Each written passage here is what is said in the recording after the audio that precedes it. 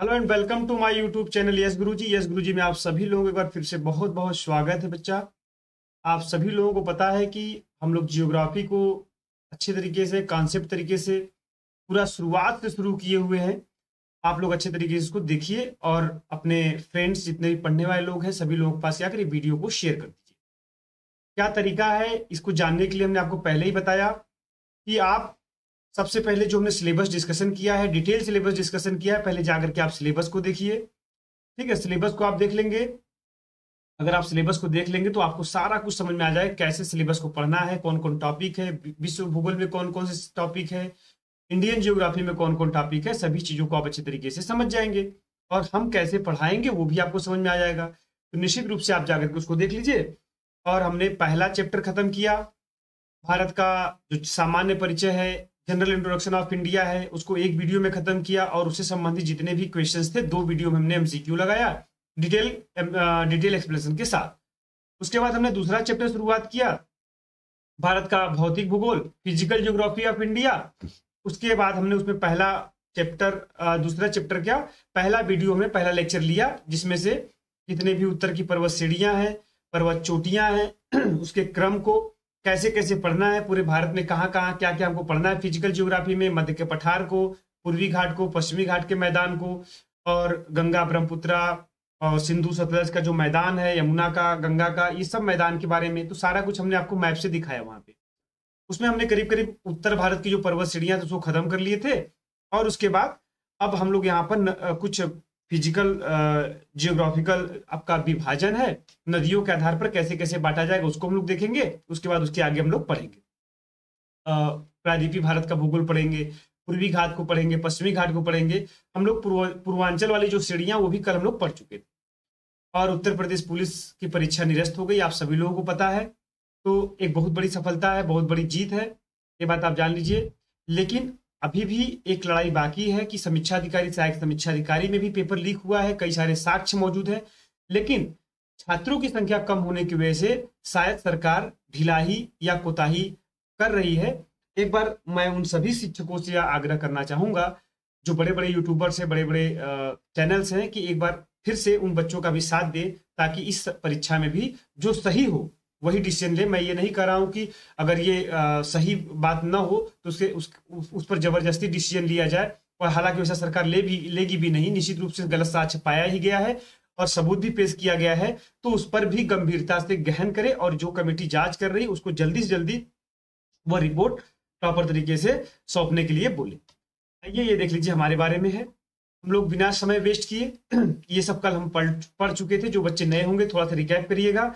हमने बताया था कि भारत की भौतिक संरचना में पहले उत्तर का पर्वतीय क्षेत्र पढ़ेंगे, उसके बाद सतलज, गंगा एवं ब्रह्मपुत्रा का मैदान पढ़ेंगे, दक्षिण का प्रायद्वीपीय पठार पढ़ेंगे और तटवर्ती मैदान और द्वीप को पढ़ेंगे। ये सब हमने आपको कल दिखाया था कि देखो ये वाला जो रीजन है ये आपका क्या है, आपका ये वाला हो गया, और ये पूर्वांचल वाली जो श्रेणियां हो गई ये सभी आपका हिमालय पर्वत रीजन हो गया। उसके बाद हमने आपको बताया था कि ये वाला जो रीजन है ये आपका मैदान वाला रीजन है, और उसके बाद ये जो है आपका प्रायद्वीपीय भारत है, मध्य उच्च भूमि वाला भी पार्ट है, और पश्चिमी और पूर्वी मैदान है। इस बात को हमने चर्चा किया था, कैसे इसका उत्पत्ति है, कैसे विस्तार हुआ, पहले क्या था, पेंजिया क्या है, पैंथलासा क्या है, टेथिस सागर क्या है, इस सब पर हमने विस्तृत तरीके से बात किया था। तो इस सब चीजों पे हम फिर समय वेस्ट नहीं करेंगे। और हमने क्रम बताया था कि देखो ट्रांस हिमालय क्या होता है, ट्रांस हिमालय में कौन कौन सी पर्वत श्रेणियां हैं, काराकोरम है, लद्दाख है, और उसके बाद क्या है, जास्कर है। इन 3 पर्वत श्रेणियों के बारे में हमने बताया था। उसके बाद उसके नीचे आप आएंगे जो टर्शियरी कालक्रम में जो निर्माण हुआ था, जैसे हिमालय की जो पर्वत श्रृंखलाएं हैं उसमें कौन कौन आता है, तो आप देखेंगे कि ग्रेटर हिमालय आएगा, उसके बाद आप आएंगे तो मिडिल हिमालय आएगा, फिर लास्ट में आएंगे तो क्या आएगा, शिवालिक हिमालय आएगा। ये सब टर्शियरी काल में बने हैं। इनसे भी पहले ट्रांस हिमालय बचा था। ट्रांस हिमालय और ग्रेटर हिमालय के बीच में हिंज लाइन जाती है, मतलब कि इनके बीच में जो गैप है, जो रास्ता है, उसको हम लोग बोलते हैं हिंज लाइन से ये अलग होता है। हमने आपको अलग अलग तरीके से ग्रेटर बाउंड्री फॉल्ट, ठीक है, ग्रेटर आपका सीमांत फॉल्ट, सब हमने अच्छे से आपको समझाया था। ये बात आप देख लीजिएगा। फिर पूर्वांचल की पहाड़ियों को कैसे कैसे बांटा गया है सब आपको अच्छे से दिखाया गया था। बृहद हिमालय है, लघु हिमालय है, उप हिमालय या वाय हिमालय जिसको शिवालिक श्रेणी कहते हैं, मध्य हिमालय में ही पीर पंजाल, धौलाधर, महाभारत, नाग टिब्बा इसी का पूर्वी विस्तार है। ठीक है, ये सब कुछ हमने बेहतर तरीके से देखा था। काराकोरम श्रेणी जो है, काराकोरम श्रेणी में कौन कौन से हिमालय है, जैसे अगर आप देखें केटू पर्वत श्रेणी काराकोरम में है। हमने बताया था राकापोसी जो लद्दाख पर्वत श्रेणी में है, सब कुछ अच्छे से बताया था। नंगा पर्वत को हमने बताया था। तो ये सब कुछ अच्छे तरीके से कल आपको बताया गया था प्रॉपर तरीके से। जो बच्चे प्रॉपर देख रहे होंगे उनको पता होगा। यह क्लास निश्चित रूप से लाइव ही होती है। कभी कभी हम बताते हैं कोई समस्या होती है तो मैं चाहता हूं कि आपका ये क्लास क्या हो, गैप ना हो। इससे अच्छा है कि रिकॉर्डिंग आपको दे दिया जाए, ठीक है। बस मेरा एक ही सिद्धांत है, अदरवाइज यह क्लास रिकॉर्डिंग ही होगी, ठीक है। 10 PM पर पहले 9 बजे होती थी, अब ये कोशिश किया गया है। कुछ लड़कों का डिमांड था कि सर इसको 10 बजे कर दिया जाए, तो ये 10 से 11 PM पर लाइव होगी। उसके बाद देखो यही चीजें हमने आपको भी समझाया, फिर सबको अलग अलग तरीके से भी हमने बताया था। यहाँ पे हमने आपको पूरा जो विश्व की सर्वोच्च चोटियां हैं उसको हमने दिखाया था कि देखो सबसे पहले नंबर पे आपका माउंट एवरेस्ट आता है, यहाँ पे देखो दिया भी है। दूसरे नंबर पे देखो आपका जो काराकोरम श्रेणी में है केटू गाडविन श्रेणी है, भारत की सबसे ऊंची चोटी यही है। अगर यह नहीं दिया रहेगा तो आप कंचनजंगा को मारोगे। उसके बाद लाहौसे है, मकालू है, ये सब हमने कल अच्छे से डिस्कस किया था। पूरब से पश्चिम या पश्चिम से पूरब, उत्तर से दक्षिण पर्वत श्रेणी या चोटी कुछ भी लगाने के लिए आया तो आप अच्छे से लगा लेंगे। ये सब हमने अच्छे से देखा था। पूर्वांचल की पहाड़ियों को हमने अच्छे से देखा था। दाफला पहाड़ी को, मिसमी को, अबोर को, पटकाई को, नागा को, मिजो को, ये सब पहाड़ियों को हमने अच्छे से देखा था और बताया था कि ये सब जो क्या है, यह सब हिमालय का ही जो है एक पूर्वी विस्तार है। लेकिन हमने यह भी बताया था साथ साथ कि देखो जो मेघालय हिल्स में गारो, खासी, जयंतिया है, यह हिमालय का पार्ट नहीं है, यह प्रायद्वीपीय भारत का विस्तार है। जो गारो यहाँ पर जो मालदा गैप है वेस्ट बंगाल में, उससे क्या होती है, यह अलग हो जाती है। इस बात को आप ध्यान रखिएगा। उसके बाद देखो हमने इसको बताया था। अब आइए भारत का प्रादेशिक विभाजन, रीजनल डिवीजन ऑफ हिमालय, यहीं से हम लोग को पढ़ना था। इतना तक कल हो चुका था। आराम से पढ़ते जाएंगे, चीजों को कॉन्सेप्ट लेते जाइएगा, और जब ये टॉपिक खत्म हो जाएगा तो इसका PDF भी आपको मिलेगा और इससे संबंधित सारे MCQ प्रॉपर तरीके से कराए जाएंगे। कोई जल्दबाजी नहीं है, बेसिक से शुरुआत से हम लोग कर रहे हैं, अच्छे तरीके से आप लोग करते जाइए। यहाँ पर देखिए, अगर हम हिमालय का प्रादेशिक विभाजन देखें तो एक नदी यहाँ से आपको पता है, एक सेकेंड, हाँ, यहां से एक नदी निकलती है, इसका नाम क्या है, सिंधु नदी है, इंडस रिवर है। देखो ये इंडस रिवर ऐसे आती है, ये आपका मानसरोवर के पास से निकलती है। कहां से, तिब्बत से। अब देखो यही के पास से आपको पता है कि एक नदी सतलज नदी निकलती है तिब्बत में, मानसरोवर के पास से ही, ठीक। राकस ताल अगर एग्जैक्ट लोकेशन उस नदियों बताएंगे, फिलहाल बस आपको जो बताना चाह रहे हो वो समझिए। तो ये जो सिंधु रिवर है और सतलज रिवर के बीच में जो स्थान है, जो एरिया है, इसको हम लोग क्या बोलते हैं, ये पंजाब हिमालय में आता है, ठीक है। कैसे नदियों के हिसाब से डिवीजन किया गया, इस बात को समझने का प्रयास करिए। उसके बाद देखो ये सतलज नदी है, और यहाँ पर अगर आप एक नदी देख रहे होंगे तो इसका नाम है काली नदी। तो सतलज और काली नदी के बीच का अगर हम पार्ट देखेंगे तो इसको बोला जाता है कुमाई हिमालय। कई बार आता है ये रीजनल डिवीजन, तो ध्यान समझिएगा। अब देखिए, अगर हम इस काली नदी और यहां पर एक नदी है तिस्ता नदी, काली नदी और तिस्ता नदी के बीच की बात करेंगे तो यह क्या है, यह नेपाल हिमालय के बीच में आता है। और यहां पे आपको पता है कि एक नदी आती है, इसका नाम क्या है, ब्रह्मपुत्र नदी है, जो नामचा बरवा पर्वत श्रेणी से सेंटेक्सियल बेंड, यू आकार के बेंड से लेकर के क्या करती है, अरुणाचल प्रदेश में प्रवेश करती है। तो ये अगर हम यहाँ पर तिस्ता नदी और ये ब्रह्मपुत्र नदी के बीच की बात करेंगे तो ये असम हिमालय। तो आपने 4 देखा, पहला पंजाब हिमालय, दूसरा कुमायूं हिमालय, तीसरा नेपाल हिमालय और चौथा असम हिमालय। किस किस नदियों के बीच में डिवीजन पूछा जाता है, इसको ध्यान रखिएगा। अब थोड़ा सा इसके बारे में और डिटेल करते हैं। कुछ छोड़ा नहीं जाएगा, सब कुछ अच्छे से पढ़ाया जाएगा, बस आप लोग को क्या करना है, ध्यान पूर्वक सेशन को देखते रहना है, ठीक है। अब आइए पंजाब हिमालय के बारे में हम लोग बात करते हैं। आप लोगों ने समझ गया होगा पंजाब हिमालय कौन सा है, सिंधु नदी। ये देखिए जो सिंधु नदी ऐसे आती है और यहाँ से सतलज नदी आती है, इसी के बीच का जो रीजन है इसी को हम लोग बोलते हैं क्या, पंजाब हिमालय, ठीक है। यह है पंजाब हिमालय। सिंधु नदी तथा सतलज नदी के मध्य अवस्थित यह पर्वतीय भाग क्या कहलाता है, जम्मू कश्मीर तथा हिमाचल प्रदेश में विस्तृत है। मतलब अगर राज्य पूछे तो इन्हीं 2 राज्यों में है। और अगर आप देखेंगे तो यहां पर थोड़ा और अपडेट कर लीजिएगा, लद्दाख कर लीजिएगा, लद्दाख भी कर लीजिएगा, लद्दाख, जम्मू कश्मीर और पंजाब। इसमें देखो कह रहा है कि काराकोरम, लद्दाख, धौराधर, पीर पंजाल, जास्कर पर्वत श्रेणियां इसमें शामिल होती हैं। इसमें रोहतांग दर्रा, बनिहाल दर्रा, जोजिला दर्रा आदि दर्रे इन्हीं सब पर्वत श्रेणियों में अवस्थित है पंजाब हिमालय में, ठीक है। अब कुमायूं हिमालय की बात करें तो कुमायूं हिमालय हमने आपको बताया कि देखो एक तरह से यहाँ पे जो सतलज नदी आपने बताया था, इसी के पास से एक नदी इधर आती है जो पूर्वी कुमायूं हिमालय से निकलती है नेपाल से। इसका नाम नेपाल में गौरी गंगा भी है। तो इसके बीच का जो रीजन होता है इसी को बोला जाता है कुमायूं हिमालय। ठीक है, यह पंजाब हिमालय से अधिक ऊंचा होता है और भागीरथी और यमुना नदियों का उद्गम स्थल इसी क्षेत्र में है। बद्रीनाथ एवं केदारनाथ इसकी क्या है, प्रमुख चोटियां हैं। तो यह भी ध्यान रखना कि कभी पूछे कि बद्रीनाथ केदारनाथ किस हिमालय के प्रमुख चोटियां हैं, तो कुमायूं हिमालय की। नंदा देवी कुमायूं हिमालय का प्रमुख शिखर है। प्रमुख संगम कौन कौन से, देवप्रयाग, कर्णप्रयाग, विष्णुप्रयाग और रुद्रप्रयाग इसी श्रेणियों में स्थित है। जब नदियां पढ़ाएंगे तो सभी संगम को अच्छे से पढ़ाएंगे, फिलहाल जितना जरूरत है उतना आप लोग समझिए। यह मुख्य रूप से जो कुमायूं हिमालय है कहां पर स्थित है, अगर पूछा जाए तो आप बताएंगे कि यह उत्तराखंड राज्य में स्थित है। और फूलों की घाटी आपको पता है उत्तराखंड में, तो इसी कुमायूं हिमालय में ही यह फूलों की घाटी भी पड़ती है। आइए नेपाल हिमालय के बारे में देखते हैं। देखो नेपाल हिमालय यह पर्वतीय प्रदेश हिमालय का सबसे लंबा प्रादेशिक भाग है। यह काली नदी से लेकर के तीस्ता नदी तक लगभग 800 किलोमीटर की लंबाई तक क्या है, फैला हुआ है। अब कह रहा है कि विश्व की जो सबसे ऊंची ऊंची चोटियां हैं, सबसे ऊंची ऊंची श्रृंखलाएं हैं, जैसे माउंट एवरेस्ट, कंचनजंगा, धौलागिरी, मकालू, ये सब हमने आपको दिखाया था। अगर यह पूछे कि किस श्रेणी में स्थित है तो आप बताएंगे कि नेपाल हिमालय का जो रीजन है उसी रीजन में स्थित है। और जो किसमें, तो आप बताएंगे ग्रेटर हिमालय में, महान हिमालय। ठीक है, ये बात आप समझिएगा। असम हिमालय की अगर हम बात करें तो असम हिमालय यह तीस्ता नदी से लेकर के दिहांग या ब्रह्मपुत्रा नदी तक फैली हुई है, लगभग 720 किलोमीटर लंबाई में। और इस हिमालय में आप देखेंगे तो नगा, मणिपुर, मिजो, गारो, खासी, यह सब पहाड़ियां क्या है, इसमें अवस्थित होती है। किसमें, असम हिमालय वाले रीजन में। और प्रमुख नदियों की बात करेंगे तो दिबांग, दिहांग, लोहित और ब्रह्मपुत्रा नदियां इसमें अवस्थित है। इस बात को जान लीजिएगा। थोड़ा थोड़ा बताने का प्रयास किया गया कि आपको एक मोटा मोटी आइडिया जरूर लगे, जितना से एग्जाम में आपका काम बन जाता है। अब आइए इतना जानने के बाद हम लोग जानेंगे भारत के प्रमुख दर्रे। यहां से निश्चित रूप से 1-2 क्वेश्चन हमेशा फिक्स रहता है। कई बार क्या करता है कि 4-4 दर्रे एक तरफ दे देगा और 4 राज्य दे देगा, उनको लगाना रहेगा, जिसका मतलब 4 दर्रों को एक साथ पूछ लेता है 1 नंबर के क्वेश्चन में। ठीक है, अब ज्यादातर ऐसा ही चलता है। तो दर्रा क्या होता है तो आपको पता है, देखो ये आपको दिख रहा होगा, एक देखो ये आपको एक पर्वत श्रेणी इधर है, एक पर्वत इधर है, इसके बीच से आपको एक मार्ग दिख रहा होगा, देखो सड़क बनी हुई है, ये जाकर के ऐसे यू टर्न होकर के फिर ऐसे चली जाएगी। ठीक है, मतलब 2 पर्वत श्रेणियों के बीच से या 2 पर्वतों के बीच से सकरा पतला रास्ता, उसी को हम लोग दर्रा बोलते हैं। देखो ये कहा गया होगा कि पर्वतों के बीच के जगह को क्या कहते हैं, दर्रा कहा जाता है।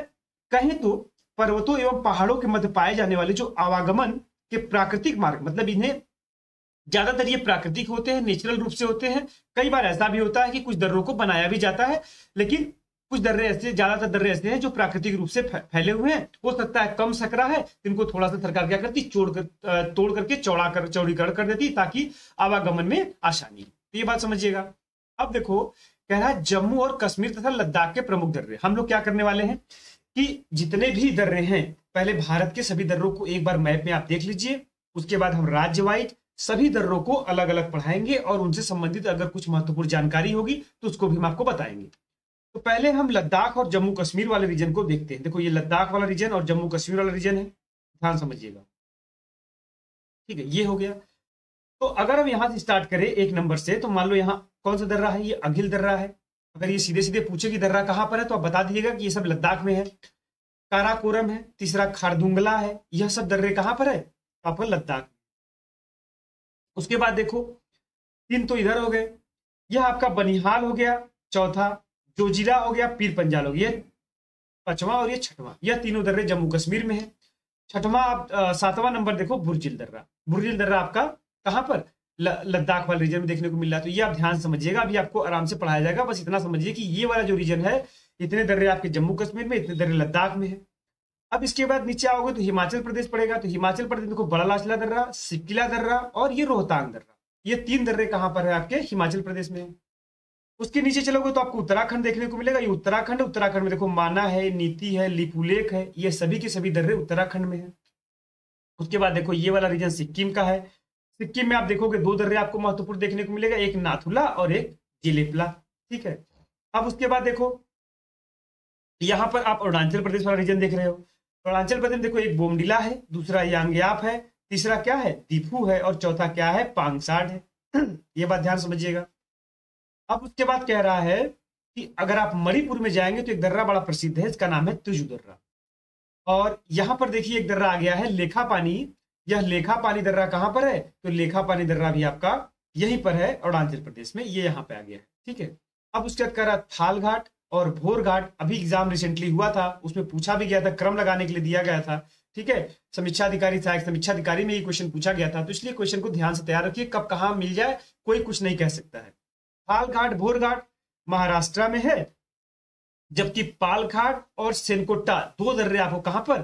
केरल में देखने को मिलेंगे, ये ध्यान रखिएगा। तो ये आपने मोटा मोटी पूरे भारत के प्रमुख प्रमुख दर्रे को देख लिया, दर्रा क्या होता है ये जान लिया, रट जाएगा, याद हो जाएगा, मैं आपको गारंटी देता हूं। बस ध्यान से बने रहिए, ट्रिक भी बताई जाएगी जहां जरूरत होगी। ठीक है, अब आइए जम्मू कश्मीर और लद्दाख के हम प्रमुख दोनों दर्रों को एक साथ देखेंगे। ठीक है, पहला स्टार्ट करते हैं काराकोरम दर्रे से। ठीक, काराकोरम दर्रा देखो यहां पर है, हाईलाइट कर रहा हूं, ध्यान समझिएगा। यह दर्रा लद्दाख केंद्र शासित प्रदेश में, किसमें? काराकोरम पहाड़ी में। तो कई बार यह पूछा जाता है कि किस राज्य में है, तो आप बता देंगे काराकोरम दर्रा कहां पर है? लद्दाख में। किस श्रेणी में है? तो उसी के नाम पर पड़ा है, काराकोरम श्रेणी में है। इस दर्रे से होकर के यारकन मतलब चीन तथा तारिम बेसिन का मार्ग जाता है, यहीं से होकर के चीन में प्रवेश करने का तारिम बेसिन जाने का मार्ग मिलता है। और यह भारत का सबसे ऊंचा मतलब 5664 मीटर की ऊंचाई पर स्थित है। यहीं से चीन को जाने वाली एक सड़क भी बनाई गई। मतलब कि देखो जाहिर सी बात है, जो दर्रे अगर चीन से सटे हुए हैं, इन दर्रों के माध्यम से आप क्या करते हैं? तिब्बत में चीन में प्रवेश कर सकते हैं। ये बात ध्यान समझिएगा। दर्रा का काम ही है कि एक जगह से दूसरी जगह जाने का क्या होता है? एक पतला सकरा रास्ता होता है। ठीक, तो ये आपने देख लिया। दूसरा देखो अघिल दर्रा। अघिल दर्रा कहां पर? देखो यहां पर है।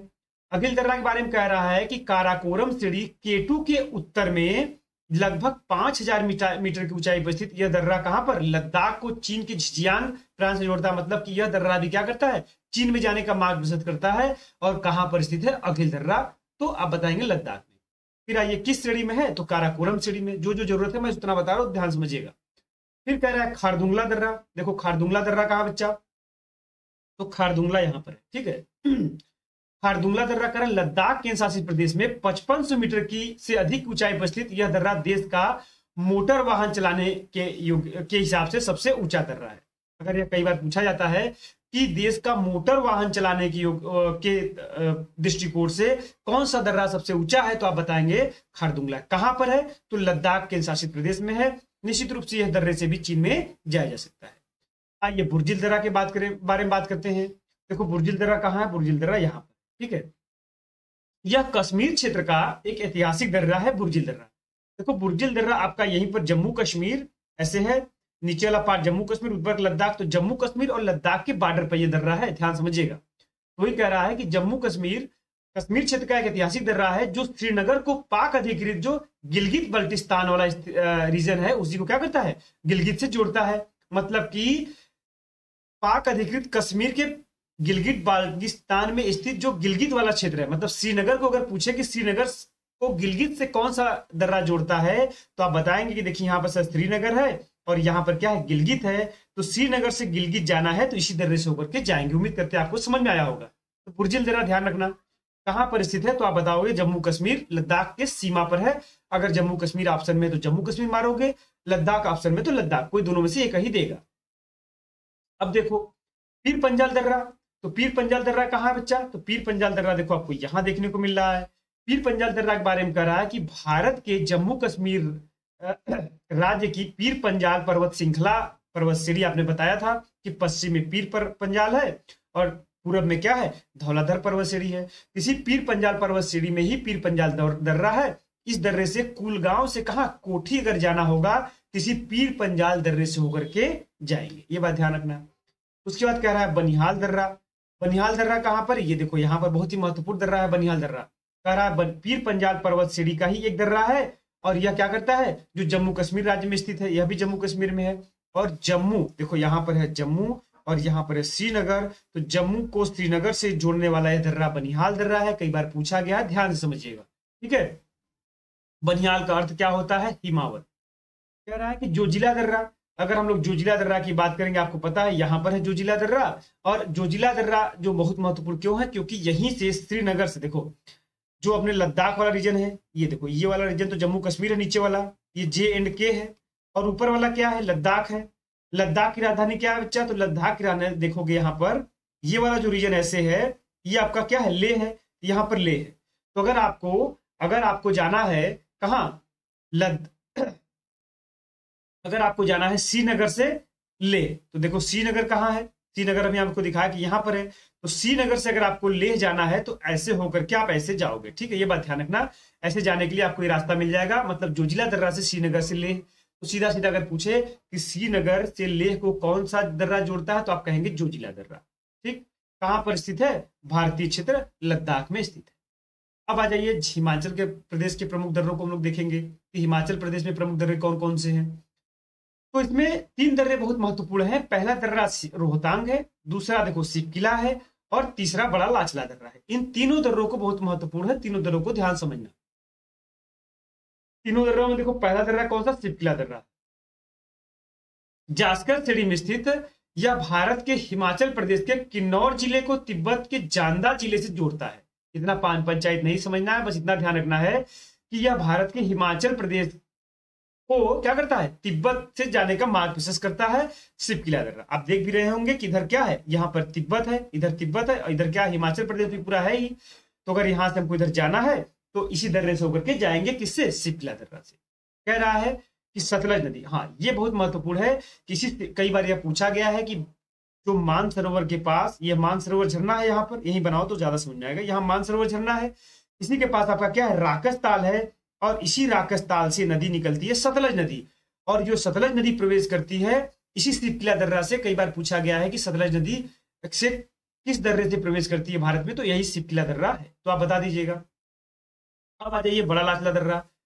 बड़ा लाचला दर्रा देखो यहाँ पर है, करा हिमाचल प्रदेश राज्य के लाहौल और स्पीति जिले में हिमालय की जास्कर पर्वतमाला में स्थित है। तो ये कई बार पूछे कि बड़ा लाचला दर्रा किस पर्वतमाला में स्थित है, तो जास्कर श्रेणी में स्थित है। कह रहा है कि पर्वतीय दर्रा तो होगा ही, हिमाचल प्रदेश के लाहौल क्षेत्र को लद्दाख प्रदेश के क्या करता है, लेह से, मतलब कि लाहौल क्षेत्र को लेह से जोड़ने वाला यह दर्रा है। आपको पता है कि लेह कहाँ ऊपर है, तो अगर आपको लेह जाना होगा तो इसी दर्रे से होकर के लाहौल स्पीति आपने सुना होगा, तो लाहौल को क्या करता है, यहाँ आपको लेह वाला रीजन मिलेगा, तो इसी लेह वाले रीजन में आपको लेके जाता है। ये बात ध्यान रखना। वैसे ज्यादातर आपको मिलाने के लिए दर्रा आता है, कौन सा दर्रा किस राज्य में है, ये बात ध्यान समझिएगा।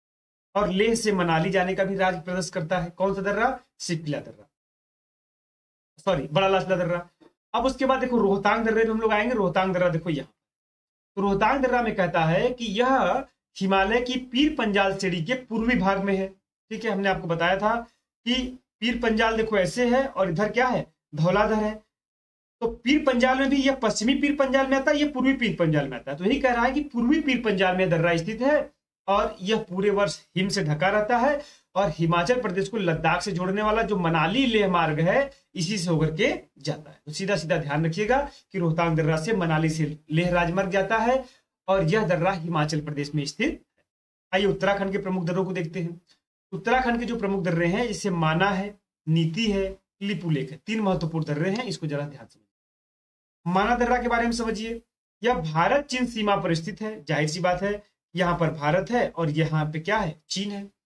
कह रहा है कि हिमालय की एक प्रमुख दर्रा है, इसे मानाला, चिरबतियाला अथवा डुंगरीला के नाम से लोकल स्थानीय भाषाओं में जाना जाता है। कोई बात नहीं। कह रहा है महत्वपूर्ण चीज है कि भारत की तरफ से उत्तराखंड के प्रसिद्ध बद्रीनाथ मंदिर के निकट है, और मानसरोवर झील तथा कैलाश जाने का मार्ग यही प्रशस्त करता है। यह काफी महत्वपूर्ण है, क्योंकि कैलाश मानसरोवर की यात्रा लोग इसी दर्रे से होकर के जाते हैं। ठीक है, अब कह रहा है कि नीति दर्रा की बात करेंगे। देखो नीति दर्रा यहाँ पर है। कह रहा है कि नीति दर्रा भारत के उत्तराखंड राज्य को तिब्बत से जोड़ने वाला, जाहिर सी बात है तिब्बत में जाएगा तो उसी को जोड़ेगा। और लिपुलेख दर्रा के बारे में देखो लिपुलेख दर्रा यहाँ पर है, आप लोग देखिएगा। यही देखिए आपको दिखाया गया है कि यह कौन सा दर्रा है, तो यह आपका माना दर्रा है। एक मिनट रुक जाइए, ये आपका माना दर्रा है। अब देखो यही आपका बोर्ड लग गया है कि माना दर्रा, सीमांत ग्राम माना दर्रा। ठीक है, यहाँ पर बोर्ड लग गया है, और ये जो आपको सकरा रास्ता दिख रहा है आगे देखिए, इस तरह से टर्निंग होते हुए ये आपकी इस तरह से वादियों में होते हुए इस तरह से चली जा रही है। ठीक है, यही क्या है, यही आपका दर्रा है। ये आप देखना इस तरीके से क्या है, ये आपका दर्रा है जो 2 पहाड़ों के बीच से जाने का मार्ग प्रशस्त करता है। ये देखिएगा, ये वाला देखो लिपुलेख दर्रा, यहाँ देखने को कितना खूबसूरत दर्रा है। कह रहा है कि यह भारत के कुमायूं क्षेत्र के तिब्बत के बालाकोट, अभी आपने बालाकोट का नाम भी सुना होगा, बालाकोट, ठीक है, स्ट्राइक, तो वहीं पर क्या है, शहर से जोड़ता है। अब कह रहा है कि यह प्राचीन काल से व्यापारियों और तीर्थयात्रियों द्वारा भारत के तिब्बत आने जाने का क्या किया, प्रयोग किया जाता है।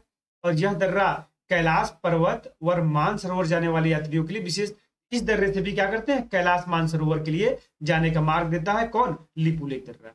यही देखो लिपुलेख दर्रा है, ये ध्यान समझिएगा, यही जो रास्ता आपका जा रहा है दो पहाड़ों के बीच से, इसी को हम लोग बोलते हैं दर्रा। ठीक है, ये तीन राज्यों के महत्वपूर्ण दर्रे को आपने देखा, लद्दाख जम्मू कश्मीर को एक साथ देखा, हिमाचल प्रदेश को देखा, उत्तराखंड को देखा। उम्मीद करते हैं कि आपको समझ में आ रहा होगा, एक एक दर्रे को अच्छे से दिखाया गया है। अब नहीं तो कभी नहीं, इसलिए ध्यान से आप लोग पढ़ते जाइए। ठीक है, जल्दबाजी में हम लोग यह क्लास नहीं करेंगे, आराम से पढ़ेंगे, थोड़ा थोड़ा ही पढ़ेंगे ताकि आपके दिमाग में पूरा घुसता चला जाए। अब पूर्वोत्तर भारत के प्रमुख दर्रों की बात करेंगे। देखो, नाथुला दर्रा है, जिलेपला दर्रा है, बोमडिला है, यांग्याप है, दीफू है, पांगशांड है, लेखापानी है, तुजू है। ये सभी के सभी दर्रे कहां पर आपको अरुणाचल प्रदेश में देखने को मिल रहे हैं, सिक्किम में देखने को मिल रहे हैं, कुछ मणिपुर में देखने को मिल रहे हैं। ये बात ध्यान रखिएगा, मतलब पूर्वोत्तर भारत वाले रीजन में। अब इसमें एक एक को देखेंगे, तो हमने आपको ऊपर दिखाया ही था कि नाथुला और जिलेपला दो दर्रे कहां पर, सिक्किम वाले रीजन में है, और इससे भी होकर के तिब्बत या चाइना जाने का मार्ग मिलेगा। तो नाथुला दर्रा के बारे में पढ़ते हैं। करा हिमालय का एक पहाड़ी दर्रा है जो भारत के सिक्किम राज्य और दक्षिण में तिब्बत में चुंबी घाटी को क्या करता है, जोड़ता है। उसके बाद कह रहा है कि 14,200 फीट की ऊंचाई पर स्थित है। भारत और चीन के बीच 1962 में जो युद्ध हुआ था उसके बाद इस दर्रे को बंद कर दिया गया था। वापस 2006 में इसको व्यापार के लिए पुनः, इस पर काफी विवाद रहता है, कुछ समस्याएं होती तो बंद होता है फिर खुलता रहता है। नाथुला दर्रा को ध्यान से समझिएगा। नाथुला दर्रा चीन और भारत के बीच आपसी समझौते के द्वारा स्थापित 3 खुले व्यापार की चौकियों में से एक है, जबकि 2 अन्य देखोगे तो एक चौकी आपका हिमाचल प्रदेश में शिपकिला है और उत्तराखंड में लिपुलेख है। ये 3 चौकियों से व्यापार संबंध भारत में होते हैं चीन के साथ। दर्रे का खोला जाना हिंदू और बौद्ध तीर्थयात्रियों के लिए महत्वपूर्ण है, क्योंकि इस क्षेत्र में मौजूद कई सारे तीर्थस्थलों क्या करता है, दूरी कम कर देता है। फिलहाल आपको मेन जानने की जरूरत यह थी कि नाथुला और जिलेपला दर्रा कहां पर स्थित है, इससे किस राज्य में या किस देश में जाने का मार्ग प्रशस्त होता है। तो आप बताएंगे सर नाथुला दर्रा से चुंबी घाटी जाने के लिए मार्ग प्रशस्त होता है, इस दर्रे से व्यापारिक मार्ग भारत का होता है, और कैलाश मानसरोवर जाने के लिए भी दर्रा प्रयोग किया जाता है। अब कह रहा है कि यहाँ पर जिलेपला दर्रा है, जिलेपला दर्रे का भी आपने देखा कि यहाँ पर फिर इससे भी होकर के तिब्बत में जाने का मार्ग मिलता है। अब आइए प्रायद्वीपीय भारत के कुछ दर्रों को देखिए। देखो, प्रायद्वीपीय भारत में हमने कुछ महत्वपूर्ण दर्रे आपको दिखाए जो पूछे जाते हैं क्वेश्चन में। जैसे पहला है थाल घाट, दूसरा है भोर घाट। तो थाल भोर में बजाया जाता है, ये बात ध्यान रखना, थाल को भोर में पीटा जाता है, इसलिए थाल और भोर दोनों क्या है, महाराष्ट्र में है, जबकि पाल घाट दर्रा और सेनकुट्टा दर्रा ये दोनों दर्रे कहां पर है, तो केरला में। इनके बारे में जरा ध्यान से पढ़ते हैं। तो थाल घाट दर्रा प्रायद्वीपीय भारत का एक प्रमुख दर्रा है। यह पश्चिमी घाट सह्याद्री में स्थित है, इससे होकर मुंबई कोलकाता मार्ग गुजरता है और मुंबई को नासिक से क्या करता है, जोड़ता है। भोर घाट दर्रा क्या करता है, यह मुंबई को पुणे से जोड़ता है। ठीक है, इसमें कुछ ज्यादा नहीं, बस ध्यान समझते जाइए। कई बार यह पूछा था कि मुंबई को पुणे जाने का मार्ग कौन प्रशस्त करता है। देखो, मुंबई से अगर पुणे जाना होगा तो मुंबई से पुणे जाने के लिए आप यही भोर घाट दर्रा का प्रयोग करोगे। थाल घाट दर्रा क्या करोगे, मुंबई से नासिक जाना है तो आप थाल घाट दर्रा का प्रयोग कर लोगे। पालक्कड़ या पालघाट दर्रा की बात करेंगे तो यह तमिलनाडु में कोयम्बटूर जो स्थित है स्थान, उसको केरल के पलक्कड़ से क्या करता है, जोड़ता है। ठीक है, तमिलनाडु में कोयम्बटूर है, इससे जाने का रास्ता इसी पाल घाट से या पालक्कड़ दर्रे से मिलता है। और नीलगिरी पहाड़ियों और दक्षिण में अन्नामलाई पहाड़ियों के बीच में स्थित, आपको पता है कि यहाँ पर क्या है, नीलगिरी है, और ऐसे आपका फैला हुआ क्या, अन्नामलाई पर्वत श्रेणी, इसी के बीच में यह स्थित है। थोड़ा दर्रा इधर चला गया, थोड़ा इधर कर लीजिएगा, बनाया गया एग्जैक्ट लोकेशन नहीं है। ठीक है, ये बात ध्यान समझिएगा। सेनकुट्टा दर्रा के बारे में बात करें तो तिरुवनंतपुरम और मदुरै के बीच कनेक्टिविटी प्रदान करता है। तो देखो यहाँ पर क्या है, तिरुवनंतपुरम है और यहाँ पर मदुरै है, दोनों कहां पर, केरल में ही है आपस में। मदुरै कहां पर, सॉरी तमिलनाडु में है। तो इनमें जाने का रास्ता क्या करता है, प्रशस्त करता है सेनकुट्टा दर्रा। तो जो महत्वपूर्ण दर्रे हमने आपको बताया उसको 2 बार 3 बार देखिएगा, अच्छे से पढ़ेंगे तो निश्चित रूप से आपको ये बात समझ में आ जाएगी, कोई भी चीज भूलेगा नहीं। ठीक है, अब उसके बाद हम लोग क्या पढ़ने आए, किस क्रम में पढ़ रहे, एक बार आप यहाँ ध्यान समझिएगा। 1 मिनट आपको बस यहाँ पे दिखा देते हैं ताकि बच्चों के साथ कंफ्यूजन ही बना रहता है भूगोल में, इसलिए कुछ सीख है नहीं पाते हैं, 20 जगह से पढ़ते हैं लेकिन दिमाग में घुसता कम है। अब देखिए, ये देखिए हमने बताया कि उत्तर का पर्वतीय क्षेत्र, तो हम पहले उत्तर का पर्वतीय क्षेत्र पढ़ रहे हैं। उत्तर के पर्वतीय क्षेत्र में हमने ट्रांस हिमालय को पढ़ा बच्चे अच्छे से, ठीक है, महान हिमालय को पढ़ा, मध्य हिमालय को पढ़ा, और मध्य हिमालय में जो अलग अलग श्रेणियां हैं उसको पढ़ा। उसके बाद हमने पढ़ा शिवालिक हिमालय को, क्रम देखा, महान हिमालय में स्थित जो प्रमुख पर्वत चोटियां थी उसको हमने देखा, काराकोरम श्रेणी में स्थित जो चोटियां थी उसको देखा, लद्दाख में जो प्रमुख सर्वोच्च चोटी थी उसको देखा, ठीक है। उसके बाद जो पूर्वांचल की प्रमुख श्रेणियां थी उसको हमने देखा। ये बात ध्यान से समझिएगा, ठीक, किस क्रम में हम लोग पढ़ रहे हैं उसको भी जानना बहुत जरूरी है। अब उसके बाद जब हमने पर्वत श्रेणियां पढ़ा तो जाहिर सी बात है कि इसी में दर्रे भी रहे होंगे, तो इसीलिए हमने यहीं पर साथों साथ दर्रे को भी पढ़ लिया, ठीक है। तो दर्रे भी पहाड़ों में ही होते हैं, तो दर्रों को भी अच्छे से पढ़ लिया। अब दर्रा जब पढ़ लेंगे तब उसके बाद हम लोग क्या पढ़ेंगे, सतलज, गंगा एवं ब्रह्मपुत्र का मैदान पढ़ेंगे, दक्षिण का प्रायद्वीप पठार पढ़ेंगे, उसके बाद तटीय, मतलब पहले इनसे संबंधित सारी चीजों को हम लोग पढ़ रहे थे। अब आइए हम लोग जहां पर थे, एक मिनट, ये देखिए, ठीक। अब हम लोगों ने, अब हमने कहा कि अब जब उतना पूरा फिजिकल ज्योग्राफी में पर्वत श्रेणियां, पर्वत चोटियां, दर्रे खत्म हो गया, तब हम लोग क्या पढ़ेंगे, सिंधु गंगा का ब्रह्मपुत्र, सिंधु गंगा ब्रह्मपुत्र का जो मैदान है, मतलब हमने आपको बताया था ये सिंधु नदी है, ठीक है, यहाँ पे फिर सतलज नदी बहती है, ठीक है, तो इनके बीच में भी मैदान बना है। इधर गंगा नदी बहती है, यमुना नदी बहती है, ठीक है, इसकी सहायक नदी है, तो इसके बीच में जो जलोढ़ मैदान होगा, इधर ब्रह्मपुत्र नदी बहती है तो इधर भी जलोढ़ मैदान होगा। इन सबको अच्छे से हम लोग पढ़ेंगे, ठीक है। अब आइए, पहले हम लोग पहले इसके बारे में थोड़ा समझ लेते हैं, एक मिनट इरेज कर देते हैं, आपको समझा दे, क्योंकि समझना बहुत जरूरी है, नोट तो सबके पास रहते हैं,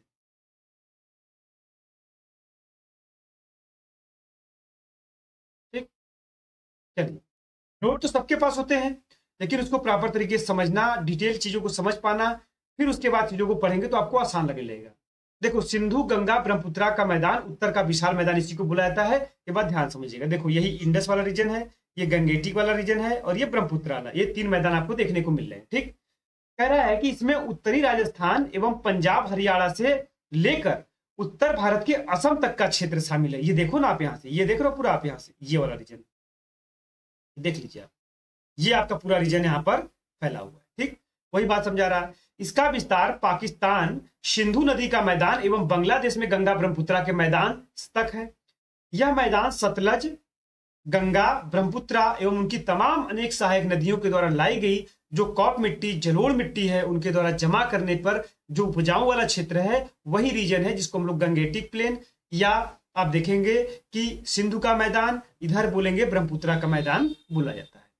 अरावली पर्वत श्रेणी, सिंधु सतलज, देखो अरावली पर्वत श्रेणी, सिंधु सतलज समूह, एक मिनट, सिंधु सतलज समूह एवं गंगा नदी समूह के बीच जल विभाजक का काम करती है। इसका मतलब यह हुआ कि यहाँ पर क्या है, अरावली पर्वत श्रेणी है, देखो यहीं पर आपको पता है अरावली पर्वत श्रेणी है, आपको पता है कि गुजरात से लेकर के हरियाणा तक होते हुए दिल्ली तक फैली हुई है।